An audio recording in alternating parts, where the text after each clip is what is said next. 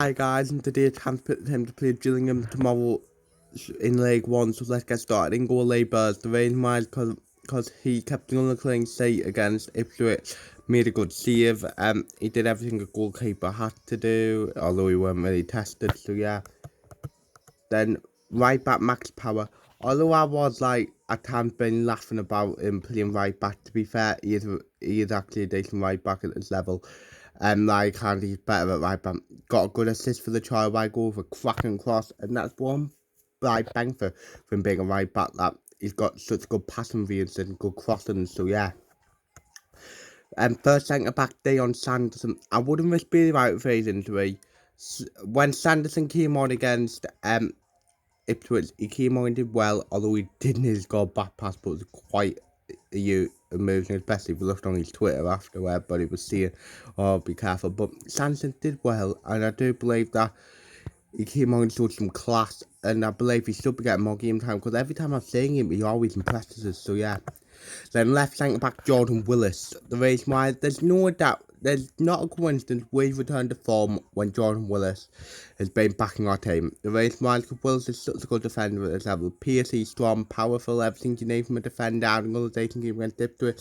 Now that maybe Billy Wright's been the leader, if Wright doesn't play, maybe he's time to be the leader and so that he can perform without Billy Wright there. So yeah. Left back, Callum McFadden. I'm not his biggest fan, I'm not going to lie, but I thought Callum had a very good game against Ipswich, was solid, didn't let anything get past him, everything. I was critical of him, he did okay, could have had was unlucky not having assists, so yeah, and I believe he has done enough to, keep his place. I'm not going to take back what I've said about him, because I still don't rate him, but he did okay, and he deserves to keep his place, and I still do want the left back before Monday, so yeah.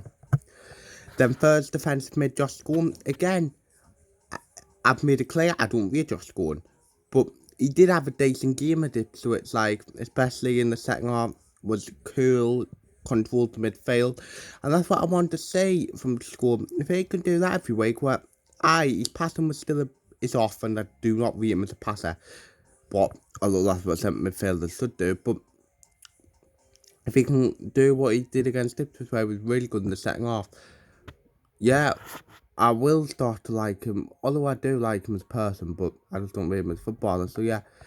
Then next to him, Grant Leadbitter. There is another decent game from Grant Leadbitter, especially in the second half, where I think he's know how, helped us get through, especially in the last minute where he was just passing the ball around with people, so, and for me, he's been our best player this season, maybe apart from Charlie White, so yeah. Then Cam Elliott Embleton, the reason why he deserves to start after coming on during the game against Ipswich, was nice and positive thinking, attack mind, had some movement, he was unlucky not to score, so I do think he deserves to start, and he does deserve to start a lot more, and I hope having a decent performance against Ipswich will really help him in his case, so yeah. Left wing Lyndon Gooch. First of all, I would drop it. I wouldn't say drop, but I would rest Ian McGeady because the games will catch up with events. Although we do have a cup game where I won't be surprised if he doesn't rest him and he plays in the cup game. But the reason why I played Gooch, because Gooch came on and did well at Ipswich. Came on, his pressing was great. I remember once where he, Ipswich player was, trying to pass out, and Gooch came and just not slid and just made him kick out a player and got a throw, and I believe Gooch can have a part to play for us in the last in the second half of the season, because Gooch is a good player. He was okay, I mean, and I hope now, because he's been really unlucky under Leigh Johnson since he came in by obviously being injured, getting COVID. I now hope that this is his time to sign under Leigh Johnson, so yeah. First striker, Ian O'Brien. The reason why Ian O'Brien was fantastic again, Ipswich, he worked hard, his work rate is unbelievable. He was involved in the goal, what was the very, very good one, and the amount of free kicks he won was good. He did everything right, and although you could argue he could have scored with the chance he had, O'Brien had a really good game, and I believe that Leigh Johnson's getting the best out of O'Brien, so yeah.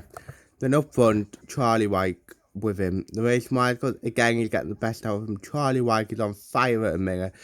Got 12 goals in the league, 15 in our competitions, with another good goal. And there's no reason for Charlie White to be dropped. He's our best striker. He's banging form at the minute. Everything you want from a striker he's doing. Like, he was a handful against Ipswich as well. So, yeah. On the bench, Remy Matthews, Luke O'Neill, Oliver Younger, Carl Winchester, Jack Diamond, Chris Maguire, and Ian McGeady. So my score prediction, I'm not going to try Michael's score. It will be a tough game because Gillingham's banging for like as well. But I'm going to go for a Sunderland 2, Gillingham 0, and I'm going to see Ian O'Brien will score, and I'll see Lyndon Goetz will score. Yes, that's the end of the video. Hopefully you've enjoyed it. Like, subscribe, view, comment, and say yeah.